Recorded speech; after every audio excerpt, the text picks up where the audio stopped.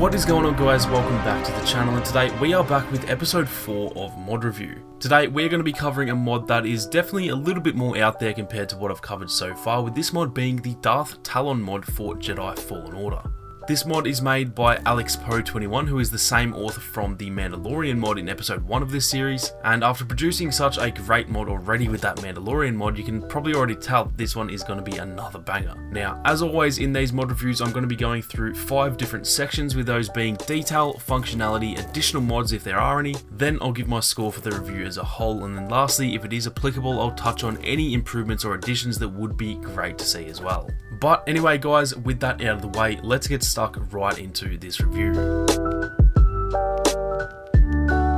When it comes to the detail of this mod, you can instantly see that there has been a lot of work put into this one, from the skin colouring and her tattoos being almost identical to her appearance in Legends, to the awesome details on her very limited outfit, to the physics of how this character moves around. All of it is once again top notch here from Alex, and as you can probably tell, he has built himself the reputation of being one of the best modders in the Fallen Order community. Now, a quick introduction for those of you who maybe don't know who Darth Talon is. She is a Legends character who is obviously a Sith Lord, or actually a Sith Lady as they're referred to when speaking about a Sith woman. And as you can tell by her appearance, she is in fact a Twi'lek, or Twi'lek, however you want to pronounce it. The exact same species as Aayla Secura, although the red Twi'leks are actually known as Lethan Twi'leks. So they are essentially the exact same, but just somewhat of a rarer type of Twi'lek because of the red skin colour. In Legends, Darth Talon was around in essentially the exact same time frame as what we currently know in canon as the sequel trilogy, which was about 30 years after the Battle of Yavin. And for context, the Rise of Skywalker takes place in, I think, 35 ABY, so characters like Luke, Han and Leia, for example, were all roughly the same age as they were in the sequels when Talon had risen to become a Sith Lady.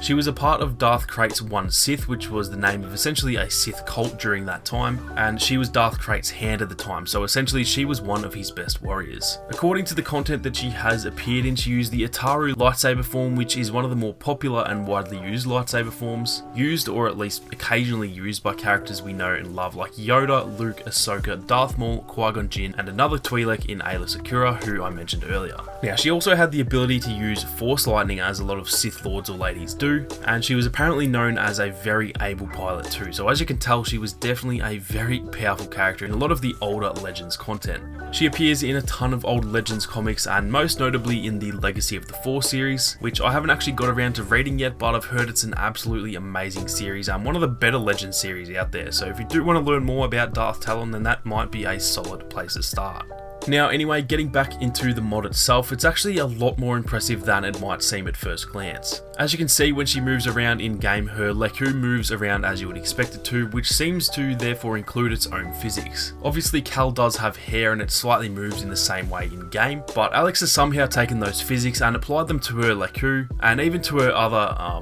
assets, which as you can see move around as she herself moves. God, there are going to be so many simps in the comments of this video. Anyway, for reasons other than what most of you dirty-minded young lads are going to be thinking, this is actually a really awesome addition to the game, because there are a lot of other mods out there across any game really that look absolutely amazing, yet they often tend to miss that sort of realistic touch, not moving or reacting the way that you'd expect them to if the actual developers had have made the same content. This mod gets huge marks because of that, and it really adds to the immersion and realism that, like I said, is often missing with a lot of mods out there. Overall, the detail of this mod is once again above the standard for most mods out there, and there's really not much at all that you can fault when it comes to the detail. When it comes to the functionality, as in how well the mod works, whether there are any issues or anything like that, there really wasn't all that much that I could find wrong with the mod as a whole. There was one very quick moment in the 90 or so minutes that I spent recording this gameplay where I was travelling through one of those sort of small cracks in the map that you have to squeeze through, and towards the end her Leku sort of flipped out a little bit, but I would honestly say that may have been more to do with the game than with the mod itself. Another tiny issue I found when it came to equipping any of the ponchos in game, which, let's be honest, why would you want to do that anyway? Most of the time her assets would actually poke through the poncho, as obviously Cal doesn't have his own set of boobs, and so the poncho designs just obviously aren't structured in the right shape. So again, not necessarily the fault of the mod itself, but I thought I did need to point that out. Overall, the mod functioned exactly as it needed to, other than those things that I just mentioned, and considering that the Leku and stuff do have their own physics, I'm kind of surprised that it wasn't a little bit more buggy. So props to Alex for that, because I really couldn't find any genuine flaws with the mod overall.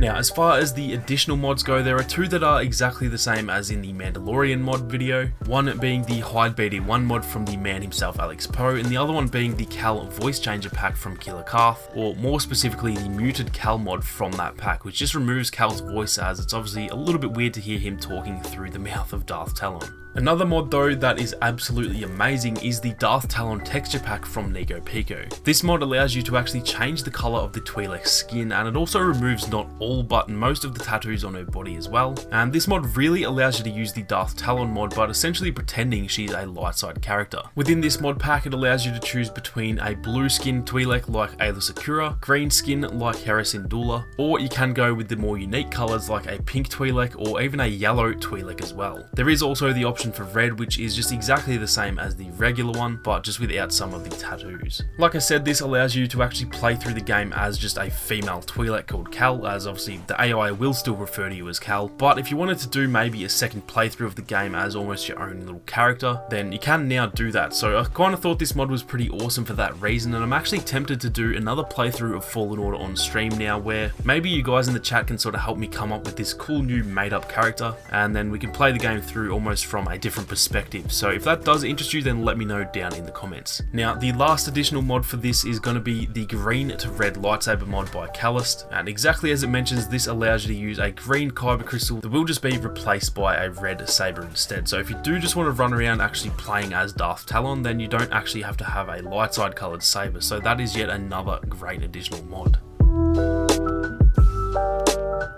So it is finally time to give a score for this mod, and judging by what you've seen so far, I'm sure you can tell it is definitely in for a very high score. The detail of Darth Talon overall in terms of her skin and the tattoos, even to her face being similar to her Legends appearance, and especially the added physics to her Loku. There's really nothing that stands out as being poor or needing improvement when it comes to her look and the detail of the mod, and so it definitely gets a very high score in that regard. In terms of the functionality, like I said, there honestly is just not much at all that I can say went wrong with the mod. The two very small issues that I mentioned were probably about 5 to 10 seconds combined worth of bugs in a whole 90 or more minute session of gaming, and I am probably even nitpicking a fair bit with those ones as well. I am giving the Darth Talon mod created by Alex Poe 21 an overall score of 4.1 out of 5 because what it gets right, it gets very right. However, it does also lean a little bit more on some of those other mods like the Red Saber and the Hide BD1 mod as well, but a 4.1 is a very good score, as I'm generally a super harsh judge when it comes to judging something out of 5 or 10, so overall I am definitely very happy with this mod.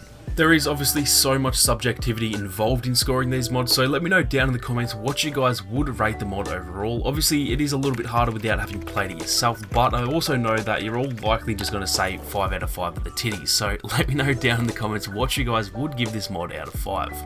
Now, lastly, moving on to just some quick improvements I'd love to see, and honestly there wasn't anything that's very realistic that I could think of. One thing that I would absolutely love to see, which I don't think is really possible, would be adding some sort of force lightning ability, whether it was maybe replacing the force push or probably just, you know, added to the force push with some sort of lightning effects on top of it, because you kind of need that force push to traverse the map in some places, but some sort of force lightning would be pretty awesome since she obviously could do that in Legends, but again, that is something that I think is pretty unrealistic, so it's a little bit more of a wish list thing than an actual improvement itself. Let me know down in the comments what else you guys can think of when it comes to some possible changes or additions. I'm definitely keen to hear what you guys have to say, as I know there's probably plenty of cool ideas I didn't think of. That is going to do it for this one though, guys. Hopefully you enjoyed this episode of the mod review series, and if you did, be sure to go and check out some of the latest episodes, with the last one covering an awesome prequel expansion for Star Wars Battlefront 2. If you did enjoy the video, then be sure to leave a like down below, and if you are new, then consider subscribing to the channel with those notifications on. Thank you all so much for watching. You guys have a great day, and I'll catch you all in the next one.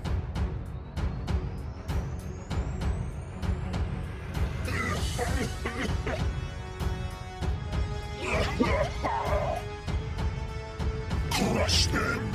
make them suffer.